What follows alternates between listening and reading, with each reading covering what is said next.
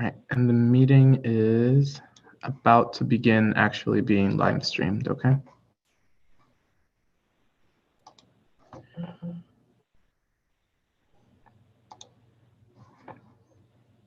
All right, it's live now.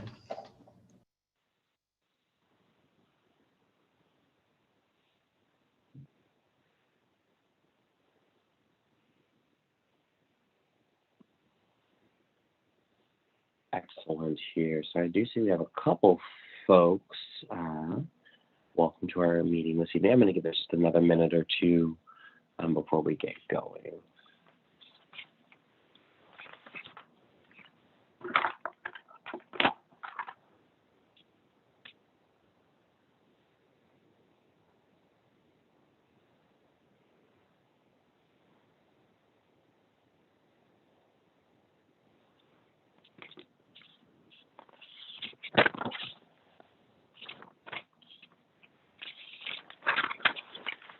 Alrighty.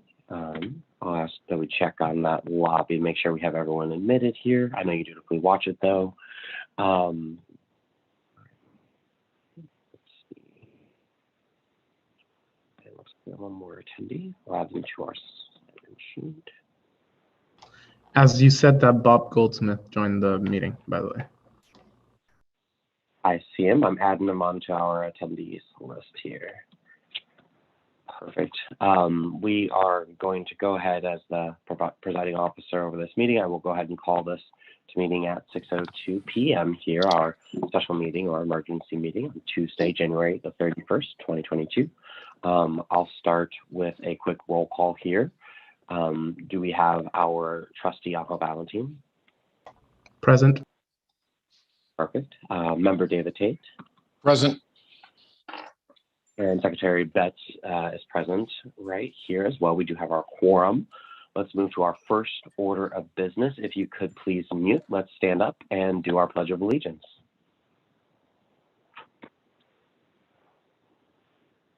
I pledge allegiance to the flag of the United States of America and to the republic for which it stands, one nation, under God, indivisible, with liberty and justice for all.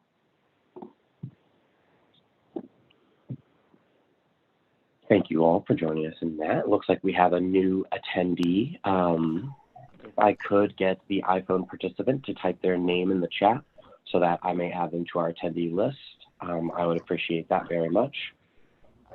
Alrighty, I will move on to our next order of business, which will be to approve our previous board meeting minutes from just last week, January 25th, 2022. Is there a motion on the floor to approve the meeting minutes as constituted? I so move.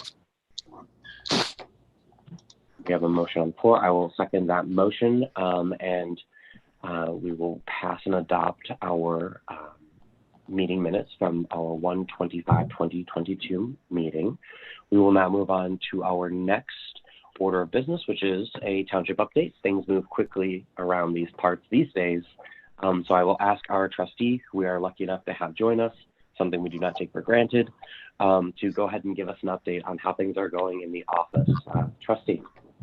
All right, so we just went through, we're still obviously doing a lot of work on a variety of different fronts, some of them that we'll touch today.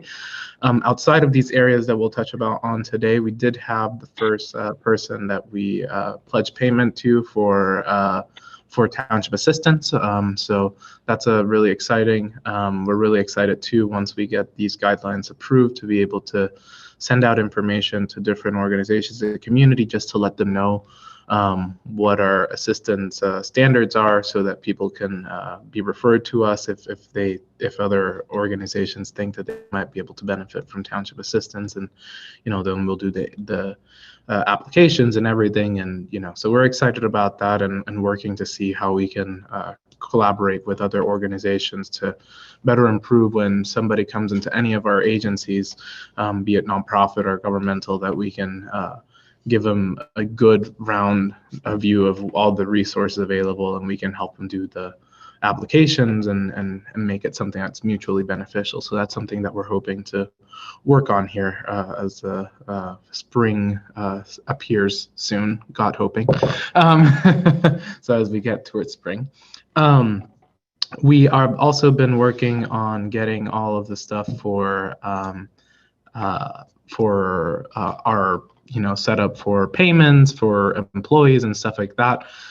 We had not been having success. We had not been having success with the company that we were with prior to this, which was PrimePay.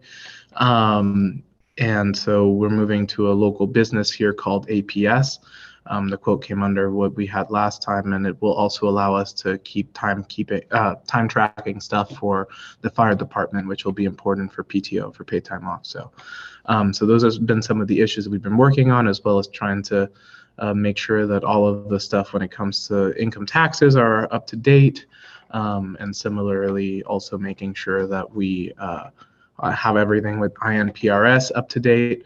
So lots of work as we continue to set up everything, because it was an abrupt transition, but thanks to the help of Amy Mulligan and as well as Bill Jones, a Tippecanoe Township trustee, who's been helping us out a lot when it comes to financial stuff, we've been able to stay heads above water for the most part. So other than that, I don't think I have anything else from the Office of the Trustee. I don't know that, before we move on to the next one, I don't think that Ed's here. That's okay. I know he gave an update last week, so. He sure did, and I'm quite confident he'll give us an update at our next regularly scheduled meeting. To that note, just to touch on one of the things you mentioned, APS is who we use at my work as well, and have always had success with those folks. So I'm glad that we'll be moving to kind of a place that you can actually know where to go, if you have an issue. Yeah. So good to know about that for sure. I know we've had struggles with PrimePay in the past. So that's positive movement as well. So moving on, given that we do not have an update from the fire department this evening, let's go ahead and move to our sixth order of business. That's new business, of course, and I know we have some things to consider here, including a couple resolutions. Imagine that. So we've got Resolution 2022-8, resolution authorizing our consulting contract with Mike Dole. Trustee, would you like to speak to this contract and its impact for the township? Yeah, let me also pull up just the resolution here. It's a pretty simple resolution, but I'll make sure to pull it up so that folks can view it.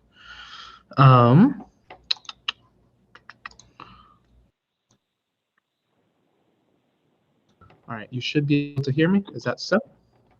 Mm-hmm. If I start screen sharing, it mutes me automatically. So, we have resolution here 2022-8, which the trustee is proposing, which would be to be able to enter into a contract with Mike Dole. So, Mike Dole was an employee of the State Board of Accounts for couple of decades, and he just actually stepped away from SBOA and returned back to the community. He's working out of Klondike here, right down the street from us. But he has a lot of experience when it comes to State Board of Accounts and stuff like that. So we're really interested specifically in establishing internal controls for the Office of the Trustee. A lot of that coming with bank reconciliation stuff, making sure that we're set up for an audit whenever that happens, and making sure that our documentation is appropriate, and that we're also making sure to use best practices when it comes to everything that we do, because it's mostly financial stuff, right? So we want to make sure that we are keeping track of everything appropriately, and making sure that we're meeting and exceeding the standards that SBOA expects from local townships. So the proposed contract would be a 6-month contract, which would be up to 10 hours a month. And we don't have any minimum hours. It's if we need to utilize Mike Dole over the course of those 6 months. And so it would be up to 10 hours. So a maximum of $6,000 over the course of the first 6 months, but we don't envision it being that high. We think that it would probably take us less than half of that to be able to do so appropriately over the course of this first 6 months. I know that it'll be a little bit top heavy, and I expect that we'll have to use it more in the first couple of early months, but we want to make sure that we're moving in that direction. I see a question from David, so. Yes, Mr. Chair, I think this is a really good move. I just want to see if you and Secretary Betts agree with my understanding of this, is that since Mike has come to the State Board of Accounts, he's going to give us a great insight into the filing of the papers, the documents, financial statements. Would we not now need the financial consultants that had been previously contracted with the previous trustee? We will not need that, correctly? My understanding is that we will not need them for the most part. So like what I would be inclined to do, and part of what I'm hoping here, actually, I emailed today I emailed the person that got assigned our township after Gabe Girth moved on to a different firm. And so I want to make sure that we schedule a meeting, because I don't think that we'll be using their services in the same capacity that we were before. I would be open to a conversation with the board about what that looks like if we had to like request a specific report, like say that we're going to do a big move and say like, let's look at what the impact of that is, like basically a feasibility study, but just keeping it to like studies like that, not having to use them for day-to-day business when we have cheaper and ways to do that, either by at the beginning, it'll be us learning how to do it from folks like Bill Jones or whatnot, but hopefully transitioning into the office doing it itself, and then consulting briefly with Bill rather than having a financial consultant firm just do all the work. And that's been the case for a lot of the last term, or the previous trustee's term. On that note, I would, I think it's great that we're talking about this in terms of kind of paring back where it makes sense. We haven't always had those discussions explicitly. So I know as we've talked kind of in the past, we have the help, obviously you pointed to Bill Jones, we'll have Mike Dole. We also will have, moving forward, better understandings within ourselves as to what's really necessary. They've provided us resources in the past. Reedy has estimates of revenue moving forward. So they've got already kind of the books built, so we always could go back to them. But something else I know we've talked about too, kind of just briefly, that if we did need a feasibility study, Reedy, they may be a premier, but they're not the only folks who offer those services in the community. Previously, we obviously, a previously constituted board had pushed for competitive quotes for these financial services, as there was a refusal to use some of our local folks. So I know that there's other folks out there that cost significantly less. So one, I love that we're looking to use our local resources again, kind of keep business in the community and utilize knowledge that exists here.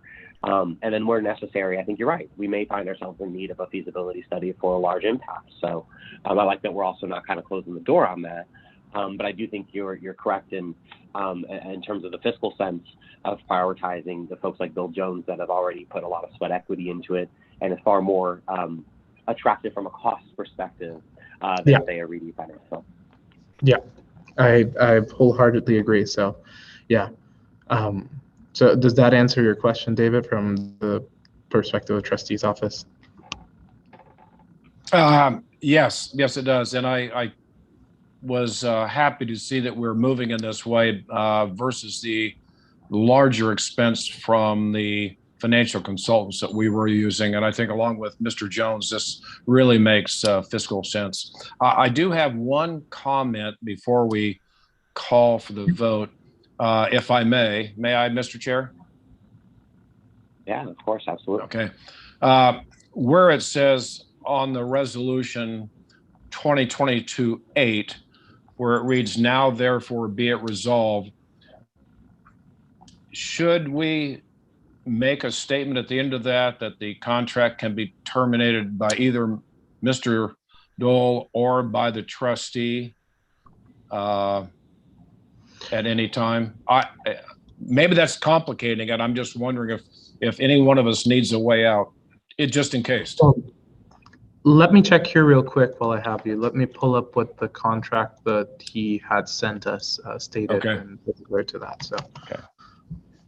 Sorry to make this complicated. I just didn't want to. No, you're all fine. Okay. All right. That's a good question. Absolutely. How do we get out of it if necessary? I like it a lot. Okay.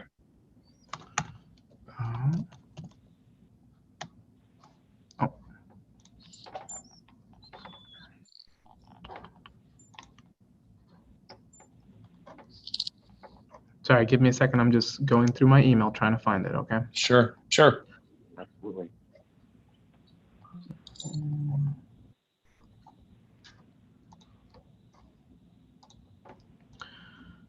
Okay. Trustee, just as a real side note, do you know if he is working for any other townships locally by chance? I do not know if right now he's working with any other townships since he just left SBOA and just started this last year.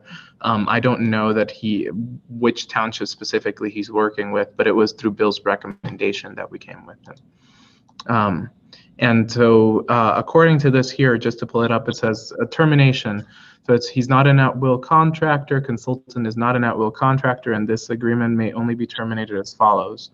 For just cause, including without limitations, breaching a clause in this agreement, upon the death of the consultant, upon client dissolving or becoming insolvent, or by mutual written agreement of the parties.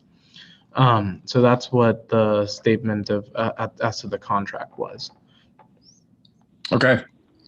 Thank you. Chair, Trustee, just to make sure I have this proper for the notes, not an at-will contractor, can be terminated for just cause, death, dissolution of client, and mutual release from the parties. Yes. Is that correct? Mutual written agreement from the parties, yeah. Okay. All right. Thank you. In that case, having answered the question on the floor, is there a motion on the floor to close our discussion and debate on Resolution 2022-8? So moved. All right, I see a motion to close the debate. I'll second that motion, and we will close the debate on Resolution 2022-8 and now vote on its passage. I'll seek unanimous consent for Resolution 2022-8, resolution authorizing consulting contract with Mike Dole. So moved. All right. We have adopted with unanimous consent Resolution 2022-8.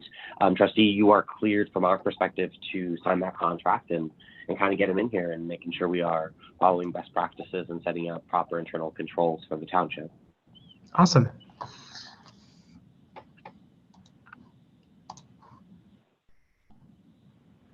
All right, that's really appreciated. All right, so I got you there. I removed that from the screen share, so.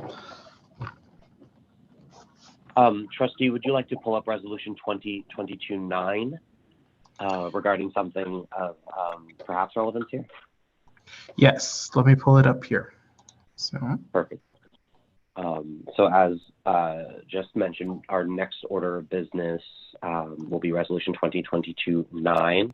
This is a resolution that has just taken more recent importance. It's a resolution authorizing snow removal contract with Atlas Lawn Care. Essentially, the legislative body authorizes the township to enter into the snow removal contract. As we know, we do have snow inbound, so folks keep an eye on that as you look to, kind of Tuesday night, Wednesday, and Thursday. The chief did mention in our previous meeting that we would be looking into, in fact, the firefighters themselves are receiving quotes for equipment for kind of a more sustainable way to approach lawn and snow care and maintenance. But in the interim period, we still have some properties and some responsibilities as it pertains to this. Trustee, would you like to go over the resolution we have before us now? Yeah, so prior to this year, we were in a contract with RASK or RASK for snow removal. They reached out to us on the evening of the 5th of January, which was the day prior to my getting sworn in as interim trustee, to let us know that they would no longer be working with us.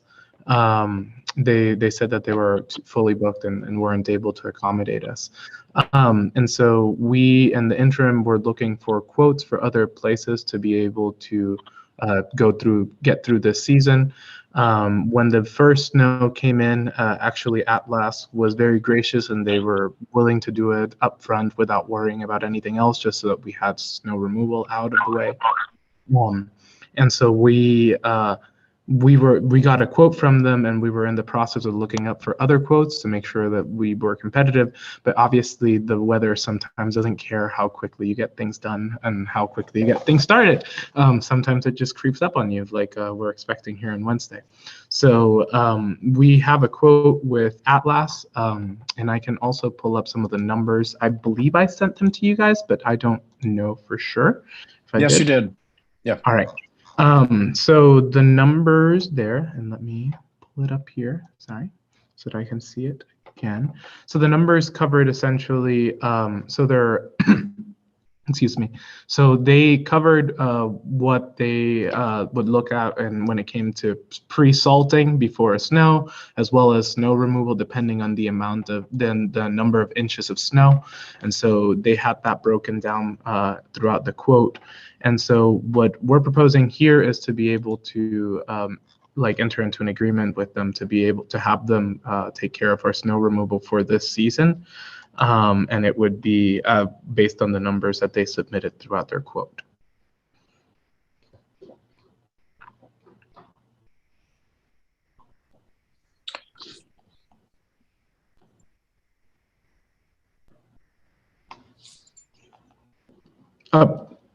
I think Brendan, David has his hand up. I was looking at that, and as you said that, I realized that the numbers, the digits, refer to the amount of snowfall. I have no reason to doubt that this is a fair quote. Do we have anything to compare it to? So we were looking, we haven't been able to find a quote for RASC from previous years. It looks very similar to what the expenses that we had from them, but seeing as the office did not have a lot of those documents already printed out or anything like that, we didn't have any of their comparison to make at this time. Okay. I know that many of the lawn companies also do snow removal. Maybe it would be in our best interest, although we've got a blast coming in here pretty quick. Maybe we should look at this further, but I'm comfortable with moving forward with this. Yeah, and so and I appreciate that, because that would have been what we would have preferred to have done as well, which would have been just have a few more contracts or quotes and see what would make most fiscal sense. I know that they really prioritized us during the last snow, even though we weren't under contract or anything with them. They came in through and they went and did it as soon as we called that we needed that, that we needed some help. And so they're here actually on the road, which is another advantage as well. So that's something positive. This just locks in our pricing. It doesn't say that we're going to use them 100% throughout this year, X amount of time for such and such a rate, right? Yeah, it'll depend on snow and all that. Yeah. So it just essentially means we'll be covered. But again, just to be clear, if we do get a substantially lower value in February, we could go that direction instead, still, right? Yeah. Perfect. Good. So I again would have to agree with Member Tate. I think I'm comfortable moving forward with this because it is open-ended for us, and they did prioritize this. And again, local folks just down the street, as I see. So that's excellent news. In that case, Member David Tate, did you have any other questions regarding the price list we were given for Atlas Lawn Care and their snow removal? No, I call for the vote. Perfect. Seeing no more questions, I'll second that call for the vote so we can close our debate. And as debate is now closed, I will seek unanimous consent for the passage of Resolution 2022-9, authorizing snow removal contract with Atlas Lawn Care. So agreed. Excellent. So we do have unanimous consent in order to pass Resolution 2022-9.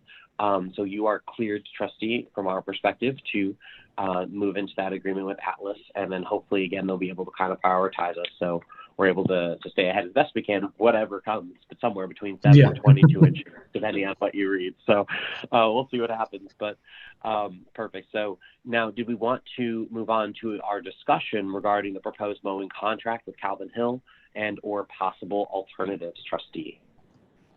I would suggest if we can table that for a second and go to the other two, and then depending on how much time we need, we can cover that right there. And because we have an initial contract, right, and so we can talk a little bit about that, but it's not a priority that needs to get done today. Perfect. Seeing that recommendation from our trustee, I will move that we table item C under new business, our discussion regarding proposed mowing contract with Calvin Hill and possible alternatives. Do I have a second for my motion to table that item? Second. Excellent. As I have my second for our motion to table the item, I see no dissent, and we will table our new business item C. Seeing as that is now tabled, let us move on to our old business. Of course, we have a couple other key contracts that we've been discussing and a couple other key things that we've been discussing in terms of our township guidelines. We do have first here our Resolution 2022-1, resolution defining our township assistance guidelines. Trustee, would you like to speak to the proposed guidelines we have for the year 2022? Yeah, so if I may, I'm going to do a share screen of the resolution, and then I'll do a share screen of the guidelines themselves, just to give people an idea of how it works, okay? All right, so so here you see for Resolution 2022-1, it simply states, it quotes Indiana Code in two particular sections there for Indiana Code 1220-5.51 B2 and B3, which essentially says that the township standards for issuance of assistance, the processing of applications must be proposed by the trustee, adopted by the board, and filed with the county commissioners. And then the second piece of it being that the standards must be updated annually to reflect the changes in the cost of basic necessities in the township and in changes in the law. And so I basically said that we did that and that we have reflected those costs of basic necessities in the township and changes in the law, and that the township board has reviewed those and approved any amendments to the standards as it has deemed necessary. And then that you guys are approving that. So obviously you still have an opportunity to go through if there were any changes that you wanted to do to the standards, but just wanted to, that was the resolution as I wrote it. Let me double check if there's anybody here in participants because I heard a sound. No, okay, never mind. And so let me stop sharing and open the other document here, which is the Township Assistance Guidelines. And so we won't go through everything, given that it is.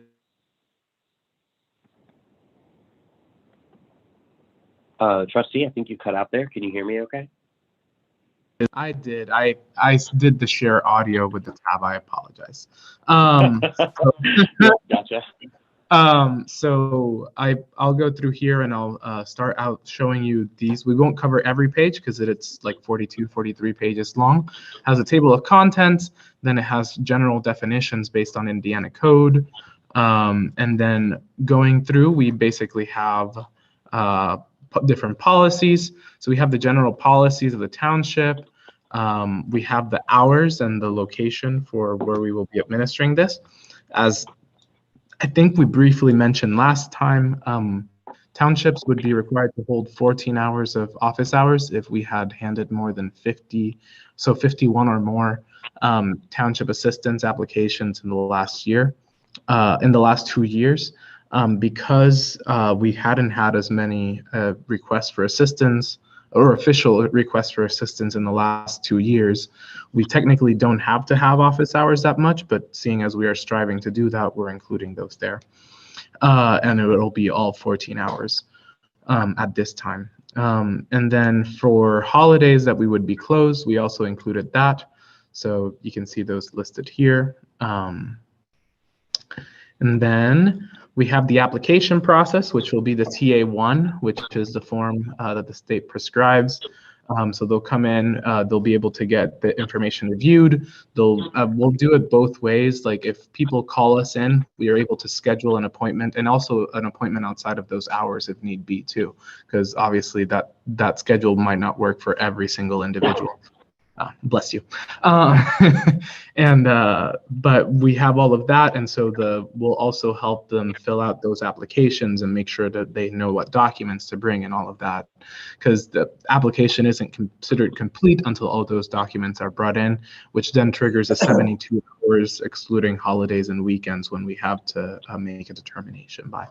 And which we could also put as pending, but in general, we'll want to make sure to set it and, make those decisions, because these are emergency situations, right? So we want to make sure that we're doing that.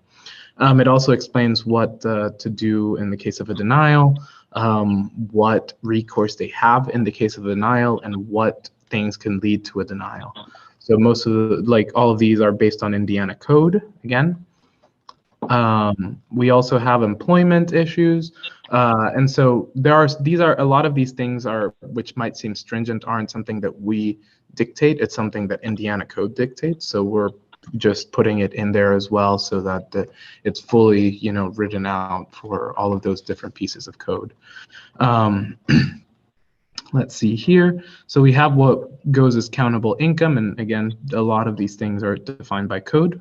And we have, so among the biggest pieces, right? So we remove some of the stuff that would be counted as assets, given that it went a little bit beyond what Indiana code required. So we trimmed it down from what Lawrence Township had, just to make sure that we were not unduly burdening the applicants of township assistance. We also have explicitly that there are and I don't remember exactly where it's written, but we have exceptions in the case of, for example, like an emergency, right? When it comes to income and stuff like that, like the township does have an ability to waive those restrictions depending on the situation. In the case of an emergency. We included here food allotments. This was something that other places have, but in our community is not particularly common. Now, we don't expect to be using food allotments. I'll mention, like, for example, with me, right, I work with food finders, and so we have the ability as well to refer them to different pantries in the community that might be able to cover that need. But in the case where an individual, for example, needs assistance when it comes to food, and it's something, let's say dietary restrictions make it so that food at the pantries is not something that's feasible for them, so we have the ability to do allotments for food, and it describes how we can do it. And then at the end here, in the addendums, you'll be able to find the food assistance weekly allotment, maximum allotment here that we can give out to folks for food and stuff like that. Okay, so, and that's all written out and spelled out here at the end. So let's go back to, sorry to go back and forth. Just want to make sure to give you guys a good picture of this. So also township assistance allows us to, for example, do household supplies, furnishings, appliances, if it be necessary, according to Indiana code. So we left that in there. We don't expect to have to use this often or anything of the sort, but we don't want to limit the ability to help somebody in dire need of assistance. So we're putting that there as well. Shelter assistance, same thing. We've also defined shelter and what residency requirements there are, and a lot of these are based on code, right? But we're including different things. We also wanted to make sure that that we will have to be careful, right? So to make sure that we're doing everything possible to help folks out. There are, for example, exceptions to the residency, be it due to like extreme need or whatnot, but it's something that we have to check, right? So in general, it'll be people that are residents of the township. It'll be the rare exception where you can help somebody that doesn't have established residency within the township. We have a shelter payments, and that's also included at the end, how much we can pay for different amounts of shelter. So in the case here, maximum shelter payment, you'll see here for a 0 bedrooms or a studio apartment would be about $680 a month is the maximum amount. 1 bedroom, $781, 2 bedrooms, $946, 3 bedrooms, just under $1,250, and then $1,455 for a 4-bedroom apartment or house. And so these are, and that can also go towards mortgages in the case of that. But if we have a gap outside of that, then it would be something where we would have to, and first off, we'll still want to work with other agencies to make sure that we're not carrying all of the burden of a township assistance, because although we would like to be able to be as effective as possible and hand out as much as people need, we also know that we have a limited pool of money that we can use. And so we want to work with other folks. But in the case that somebody has a dire need or whatnot, that'll be the maximum that they can receive from the township, but we'll help them get assistance from elsewhere as well. And then, so we have a couple other things related to mortgages, specifically like whether you can pay a family member and stuff like that, and it outlines, and it's all based on code specifically. Let's see here. Well, and that page divided weirdly, but that's okay. And so we have transportation and fuel. A piece here when it came to utilities that we also made sure to look at was what we can use for cooking and what we can include. And so we made sure to write out, and I'm trying to find where we wrote it. It's possible that this might have been a draft prior to the last one.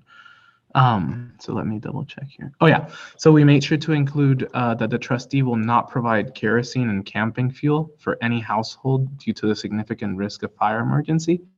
So in that particular case, so those are some of the sources that are not that you can't use in houses or use safely in houses.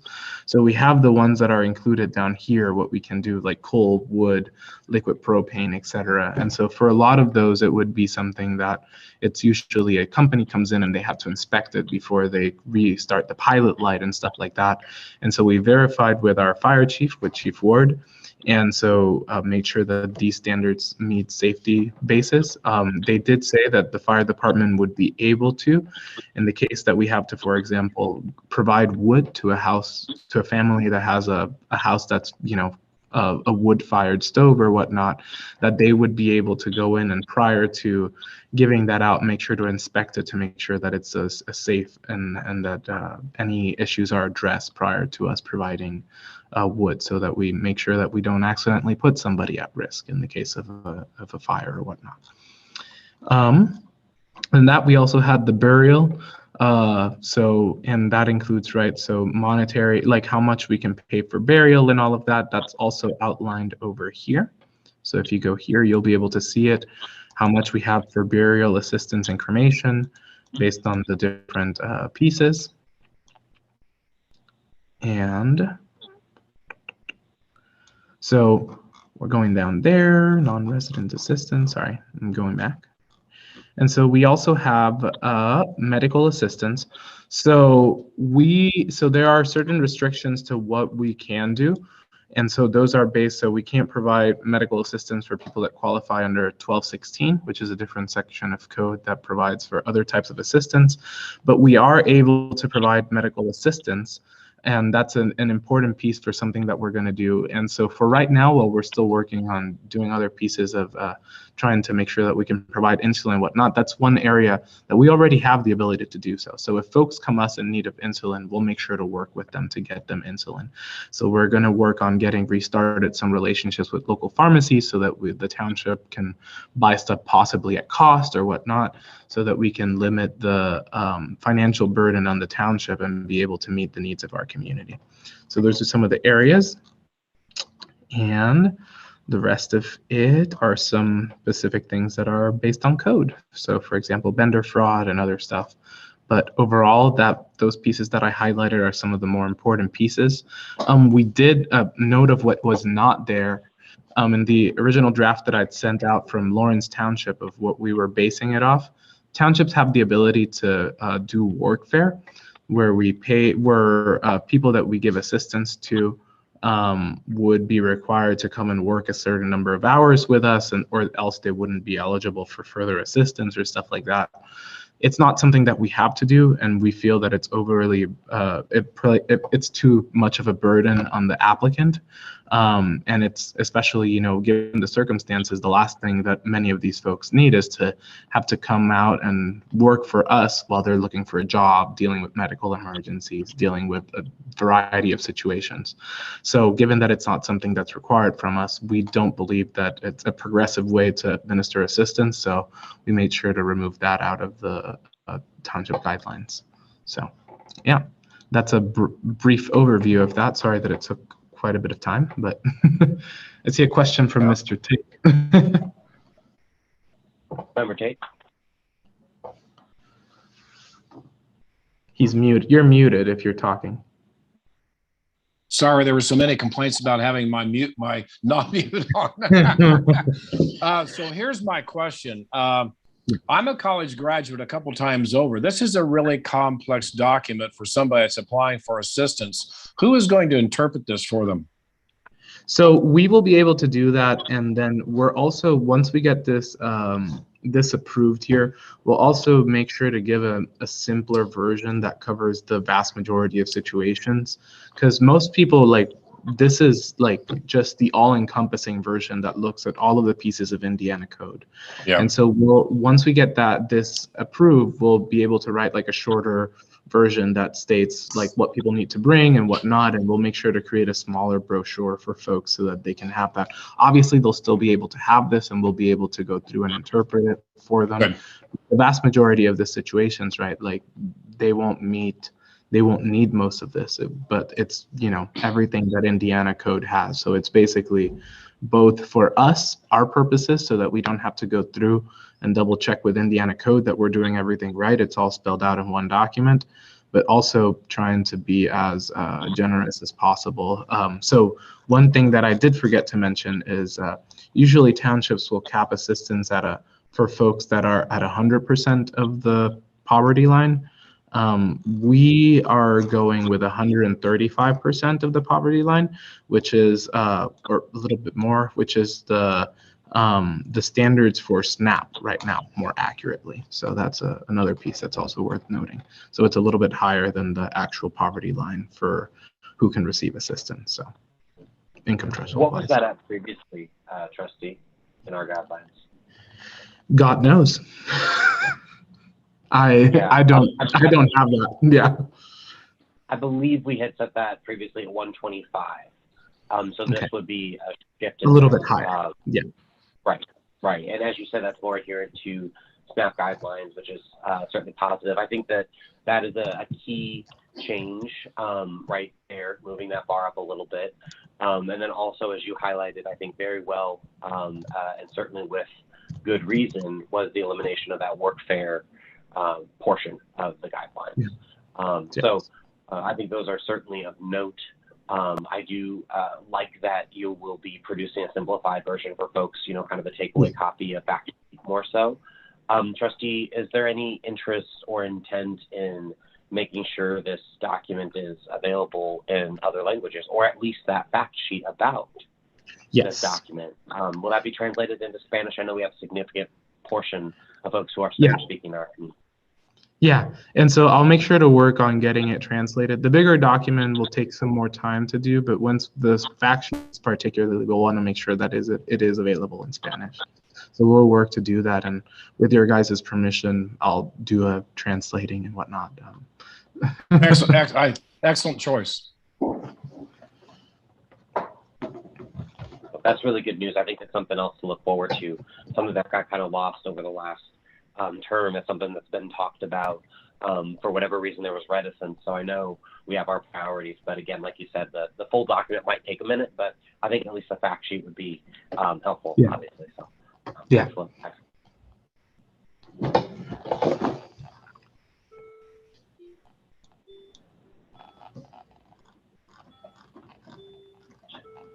And so just to double check, just to mention specifically, I did corroborate. So it's 130%, not 135%. So 130% of the poverty line, just so that it's accurately reflected in the minutes.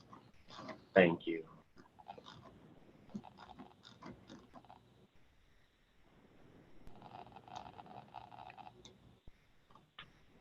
Mr. Secretary, I call for the vote. Excellent. I see a motion on the floor.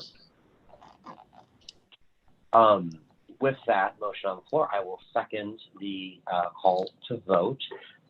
We will close our debate and move to vote on Resolution 2022-1, a resolution defining, perhaps redefining, township assistance guidelines. I will move to pass this with unanimous consent if Member Tate is so inclined. So moved. Excellent. So with that unanimous consent gained, trustee, I am happy to report that for the first time since 2019, we have passed township guidelines, getting back in line with best practices for township government. So that is definitely a positive step. Trustee, you're cleared to work on your fact sheet and to employ this as our township systems guidelines and provide it to our constituents.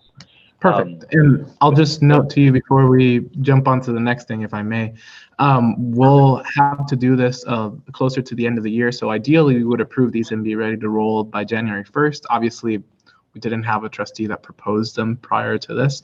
So we got working as quickly as possible to get this in. But these have to be approved on a yearly basis, as we mentioned earlier. So we'll, at the end of the year, we'll give you an updated version of it and make sure to make any needed changes as law changes, or as guidelines for assistance and poverty level and all of these things change. We'll make sure to increase those as needed when we do that. And obviously, you guys approve it at the end, but yeah, we'll propose it.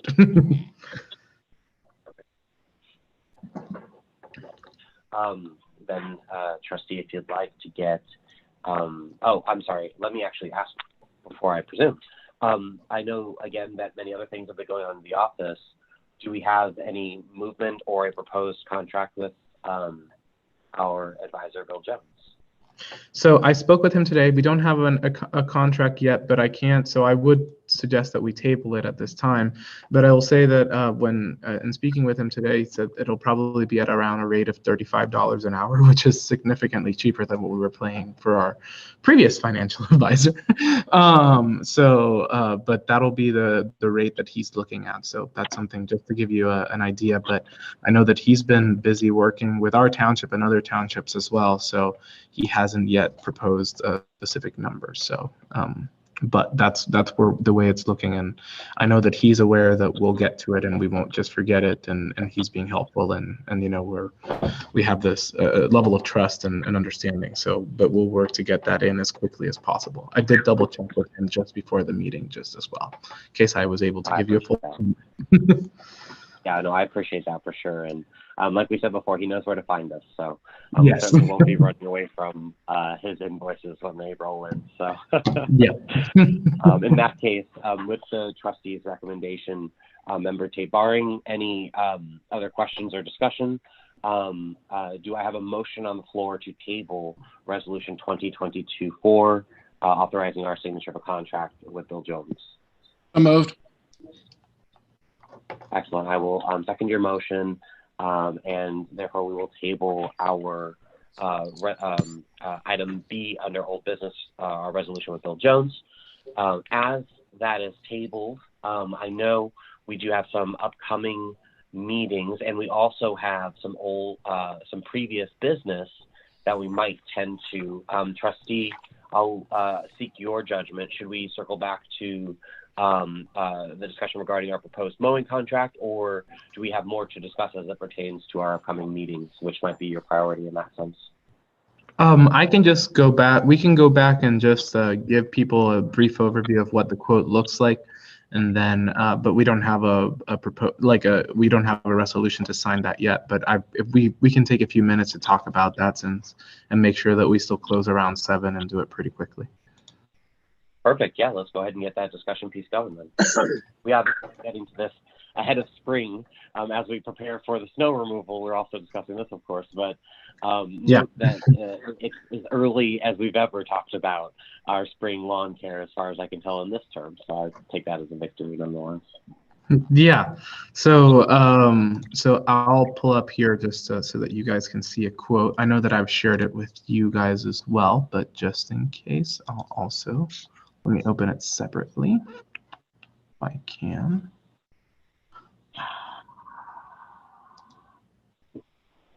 See if I can download. Sorry, it's going to take me a second. All right, there we go.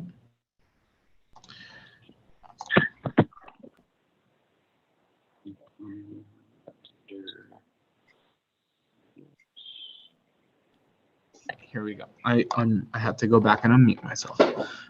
So the proposed, so we have a couple of different areas that we have been in contract with for mowing in the past, and so this quote is actually lower than what we had in last year with Calvin Hill himself. So he's been the one that's we've been working with in previous years. So it's basically separated here. If you go through and look at these are the these four are cemeteries. So Sandridge and these first three cemeteries, which aren't their official names. This is how he identified them based on their location or whatnot. And so we have the piece that comes from a cemetery, which adds up to about $740 a week. And then we have the two fire stations, which add up to $180 a week. Now, when it comes to the fire stations, part of what we've been talking about is moving in the direction of buying equipment and having our own firefighters do the mowing, so that it'll be a little bit more expensive up front, but over the long run, it should cost us less money than having a person coming in and doing it. And so that would be something that we're exploring. And so as Chief Ward mentioned in the last meeting, it's one of those areas where they're going to be looking for quotes and stuff like that over the coming days as we prepare to see if we can get that rolling ahead of this spring. Then the other piece of it, which we're not proposing the firefighters go out and cut the cemeteries, would be the $740 a week, roughly speaking, for those other four cemeteries for the four cemeteries that we maintain. Now, Sandridge comes with a bit of a second piece that we're also working on. So we've been in contact, and I know that David could also speak a little bit more to this, but he's been in contact with Niches, and they'd still be interested in maintaining that partnership. Now, they would be more interested in doing it in a more limited scope of the cemetery. So it would be like a specific areas that would be not mowed to make sure that we can continue preserving the Hill's thistle. And so we would be limiting those areas that we would not be mowing and demarcating them, but then Calvin would be able to go into the other areas and make sure that he mows. And ideally, that'll mean that we have folks that have people loved ones buried there would be able to pay their respects. I know that that's been a concern in the past, so we want to try to balance those two different pieces, and I think that that would be one possible solution going forward. And actually, Calvin himself has been really adamant that we need to protect these species too, so I know that he'd be more than happy to do that, and that's part of the conversation that we're having, is making sure that he covers the areas outside of the areas that we're preserving and making sure that we can continue that preservation project going on with Niches. So it's an exciting opportunity. You know, a thought just came to mind, and then I'll parlay to you, David. We do have obviously a grant writer, perhaps, and we've discussed in the past this board looking at hard improvements for our cemeteries, such as benches, improved signage, this sort of thing. Perhaps that might be something we can exploit. So I don't know if we might ask Chief Ward or one of the firefighters, or even some of mine or David, or and joint together, taking our own time to see if there's any such things out there. I know I was reading a couple weeks back, maybe a year ago back, about a similar cemetery in Michigan that did actually get a grant. So maybe there's some federal money out there that I'm less aware of. But David, I think you had a comment or question there, and I know you've spoken with folks. So. Yes, thank you. Just a quick recap. If the participants who are online right now may recall, the Niches had a contract with the trustee to come in and pick some of the endangered species, pods and so on, and that was not signed, that wasn't addressed. And they actually came in and did work on their own, even though the contract wasn't signed. So we have talked to Niches. Julie has moved on. They've got a new executive director. They did send me a modified, redesigned area, much, much smaller of what they would like to come in and do, where we could actually mow a much larger area. That way the stakeholders out there I think are going to be more approving of how the cemetery looks. And I agree with you. I think if there needs to be better signage at some of these cemeteries, and we'll need to go out in the spring and make sure some of the trees and limbs have been taken care of. So I personally think that's part of our bigger obligation, is to make sure that we do that, because it's so visible. It's that and the fire department are the biggest visible things we do. So I think we need to ramp that up just a bit.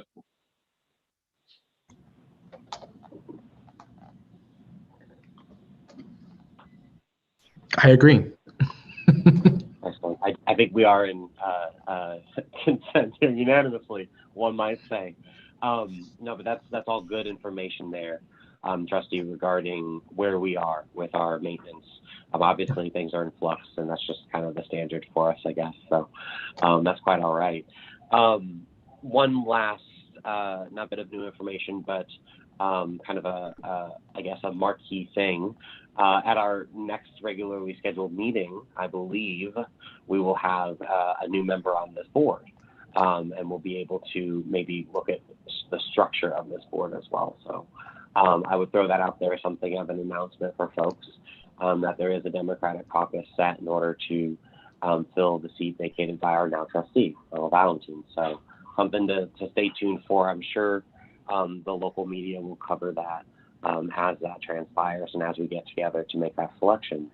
I would then, before we kind of, perhaps in conjunction with our next item, future meetings for 2022, do we have any kind of final announcements from the trustee's office? Obviously, we just talked about some maintenance. We got a great update from David on hold. Is there anything else that we need to kind of keep in mind as we kind of walk away from this meeting and look towards our next? Yeah, so first thing, so the next meeting, just a reminder, will be the annual financial report. And so that's really important. We're working with Bill to still get everything done. Obviously, we've talked about some of the difficulties in getting this year's report out as we do a bunch of stuff and try to fix a bunch of numbers from the last year. But in addition to that, outside of that, I would also let you guys know that we'll be the Fire Department Association will be hosting a blood drive on Tuesday, February 8th, so 8 days from today, as well as on Friday, April 22nd, and so next week's will be 12 to 6. So the truck will be here at 2899 Klondike Road, so Fire Station 1. And on April 22nd, it'll be from 11 to 4. So if you are interested in donating blood, we do have a national blood shortage. We would be happy to have you come in, and this is another part of how we continue to serve our community as a township and entities surrounding the township. So, so if you're not afraid of needles like I am, come and donate blood. Member Tate, what do you got for us? Thank you. Just a real quickie here. I know that the fire department's been really hamstrung with circumstances that we're quite aware of in the last 6 to 8 months. And with the growth in this area, hiring the new firefighters back, we've talked peripherally in the past about having a strategic plan submitted by the fire department. I think we really need to push for that and find out what Chief Ward is thinking as far as equipment and personnel for 1, 2, and 5 years out, just so we can do our due diligence with grants and fiscal policy and so on. That's an excellent point. I know in the past, this would have been, I think, the close of 2019. He submitted I think it was, I want to say 5-year plan, might have been 5 or 10-year plan to the board. I'm sure he could revise that based on our current status, and lack of having maintained certain equipment, but instead adding an apparatus, stuff like this. I think that's a really good point from Kate. Is that something that you could send out in an email, trustee, over to him, just to kind of get that on the record and get him thinking about that? Yeah, and I'll make sure to do that. Just here as he was getting ready to onboard, that was one of the things that we talked about, was getting a plan together, getting a maintenance schedule and replacement schedule for equipment, so that board, ourselves and future boards, are aware of what the future looks like, and we can make better decisions. And when we go in to approve a budget, we have a better idea of where that money is going to go when it comes to capital improvements within the department.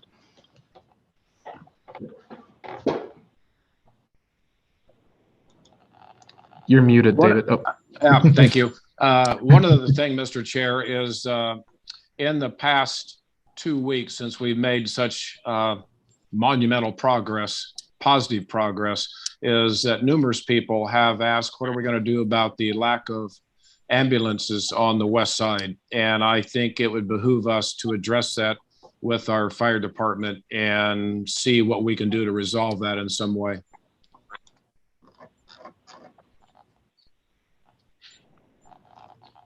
Yeah, I know we had talked previously in the past about extending services and adding ambulance service. It was not really well entertained by the previous administration, but when we discussed earlier this evening about having feasibility studies done and asking perhaps maybe at least two firms what they might charge to do such a thing, I think that makes a lot of sense, David. I'm a firm, based on what I know, without having a fiscal impact study, I lean hard towards supporting extended services and extension of services based out of the township. And that's another potential revenue generator as well, an area where we can help make up for the growth in the services we're offering. So I think that's an excellent point. I'd love to look at that again as well. So as we kind of look towards maybe just post-financial annual reports, I know that's been a mad dash.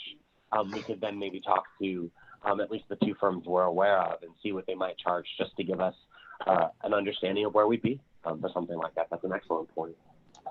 Yeah.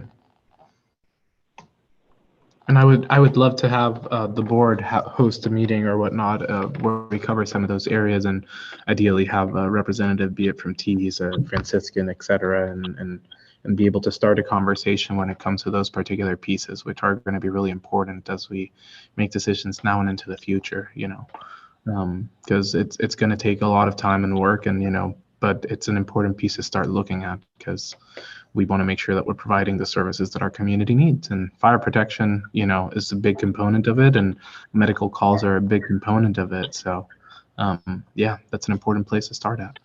Mr. Chair, with your approval, I would be happy to go ahead and make some preliminary phone calls so see if we could get a panel together to address this. Yeah, I think that makes sense, David. Let's go ahead and get the ball rolling. Okay. Did you have folks in mind, top of mind right now, that you wanted to invite into that discussion? Well, I certainly representatives of the current ambulance services, and then a representative Franciscan.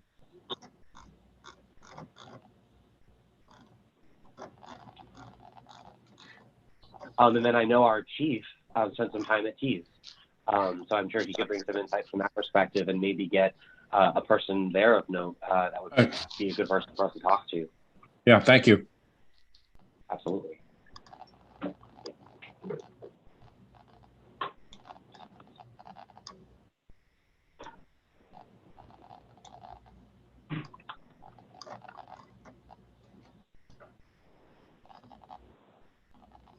Excellent. Right, and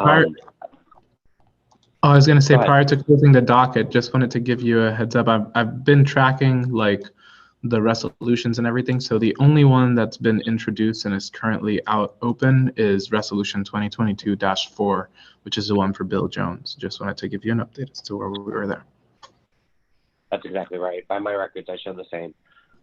With that in mind, again, not pressing, we have goodwill with Bill, but when he has the opportunity to put that together, again, past financial report season and that mad dash, I'm sure he'll do so. And I know this board will be interested in looking at what he has to present to the township, given his service. So with that in mind, we do have our next item, which would be just, of course, our future meetings. As we mentioned, the next upcoming meeting is scheduled for February 15th, 2022. Of course, that'll be at our standard 6 p.m.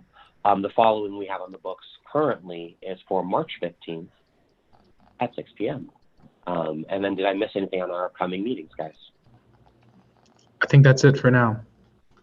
Perfect. And obviously look for that. We'll look for that annual report. That'll be a nice, I think, fresh turn of the page then, kind of saying, here's what happened, and now let's move forward. So with that in mind, I will now move to adjourn our meeting at 7:04 p.m. So moved. I agree. Excellent. And I'm sure I have no dissent, but just by unanimous consent, it sounds like we are adjourned at 7:04 p.m. Let's see here. Oh, good. I appreciate that positive note. Good job, David. Alrighty, guys. Thank you so much for everything, Trustee. Thank you so much, David. For all Thank you guys. Do. We'll see you guys very soon, I'm sure. we'll talk. But we, of course, have our February 15th meeting, and we'll get into that annual report. Hey, All right. great minutes, Brendan. Hey, thank you, David. See you all in 15 days, if not earlier. And Merry Christmas. Yeah, Merry Christmas, Brendan. All right, guys. Have a nice evening, okay? See you. You too. Bye.